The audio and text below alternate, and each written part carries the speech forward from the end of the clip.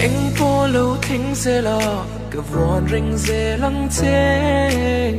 thì na châu lâu chuan miền trên sông luồng tì rô mà sẽ sinh nụ qua nụ na đua cẩn thận tu ra đua anh mà đã khắp lâu